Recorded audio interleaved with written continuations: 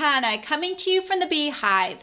Today I'm going to show you how to make a quick birthday card using the Avant Garden stamp set. Now this stamp set is free with a $50 order until March 31st, 2017. And first of all, I'm going to show you how to make this note card, and then I'm going to show you how to make a stepped up version in a regular size card as well. I've made these cards using the Blushing Bride and Flirty Flamingo ink color combinations. I'm going to show you one more color combination today. So let me show you how to make these.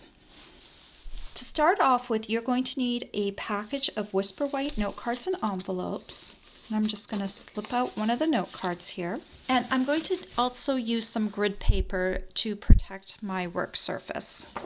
So for the first flower, I'm going to want to position it so it's 2 inches in from the right and 1 inch up from the bottom. I could do that with a ruler, but to save time, and especially since I'm going to be making a few of these cards, it's easier to cut a scrap piece of cardstock. And I've just cut a little piece to 2 inches by 1 inch.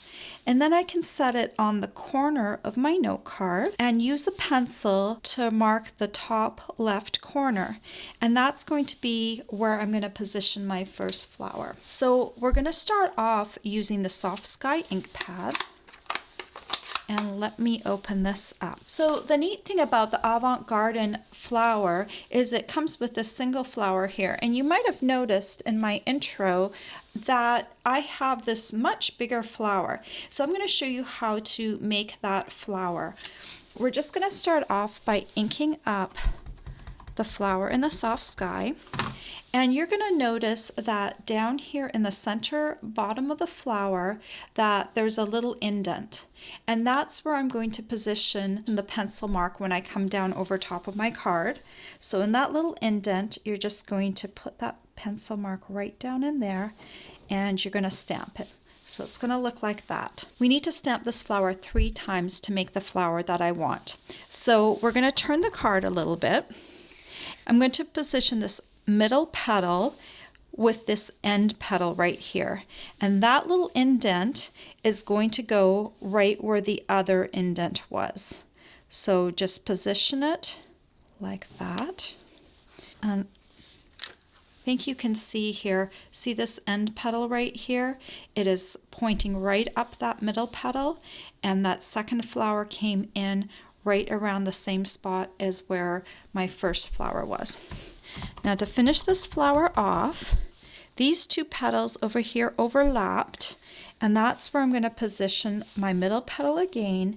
That indent is going to go to the center and just stamp it like that. It doesn't have to be exactly perfect. Just by rotating this 3 times, you will get a decent looking flower. So now that we've got that first flower positioned, all my other flowers are going to be positioned off of this one and the next one. So this one I'm going to put down in the corner. So I'm just going to kind of make sure that the petals kind of nest into the other petals. And this one's going to kind of come off the card. So you see there's my little indent. So the indent goes towards the indent. This last petal right here is going to be my guide for positioning that middle top petal. And I'm just kind of keeping an eye on my little gap right here. And this is the overlapped petal that's going to point up my middle petal like that. So we've got the 2 flowers stamped, and let's do one more. So this one, I'm going to want the middle petal, I'm bringing it kind of down so it's indenting like that. And I'm going to turn it. Again, that little indent's going to the center. I'm positioning that middle petal up that end petal like that. But again, if you don't want to follow my exact guide of where to put the petals, just as long as you get them 3 kind of in a circle, it's going to look good. So that's what the flowers look like, and I think it makes a really pretty flower bunch there. Now we are going to stamp the stamens, so we're going to need our Dapper Denim ink pad, and we're going to use this little stamp. This is the stamen stamp, And you're just going to hit this in the middle. And if you want to, if you hit that pencil mark with the darker color, you won't even need to erase it because it's going to kind of cover it up. So just find the centers of the flowers and stamp them like that. Then let's add some leaves. I'm going to use the Always Artichoke ink pad. And it's a little dark, so I'm going to stamp off each of the leaves. So I'm inking it up, stamping it off. I'm going to bring one leaf coming off like that, stamp it off, one coming up from the top like that. I kind of want them to hang off because I don't want them to be overpowering for the flowers. And on that last one, I'm just going to put two on either side. You're just catching like a little bit of the petals on either side of this corner flower. And then last but not least, let's stamp the greeting. And I'm going to do that full strength in the Always Artichoke.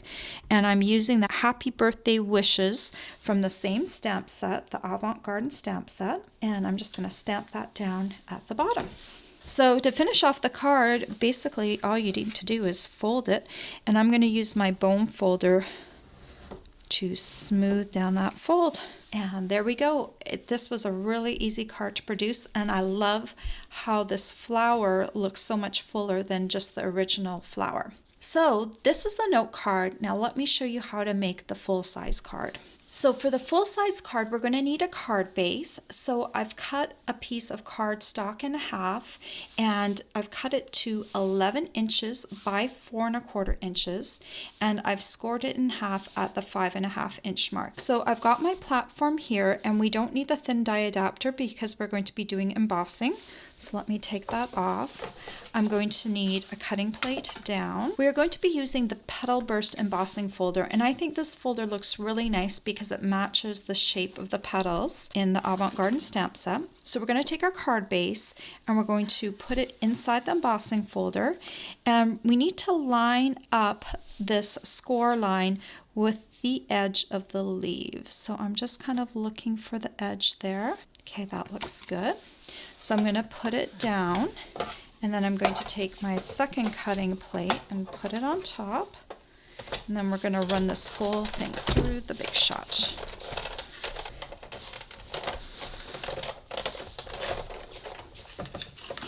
And here's the front of the card embossed. So now we can just fold this along the score line. I'm going to smooth out that fold, and I'm going to use my bone folder on the back side just to smooth it down so it lays flat.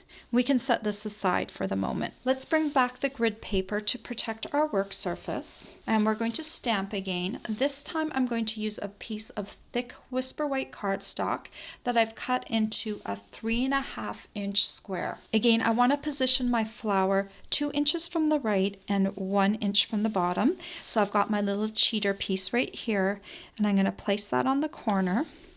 And I'm going to use a pencil to make a mark. I'm going to bring back in my Soft Sky ink pad and my flower. So let me just stamp this quickly. I've already shown you how to do this. We're going to stamp this the exact same way as the first one.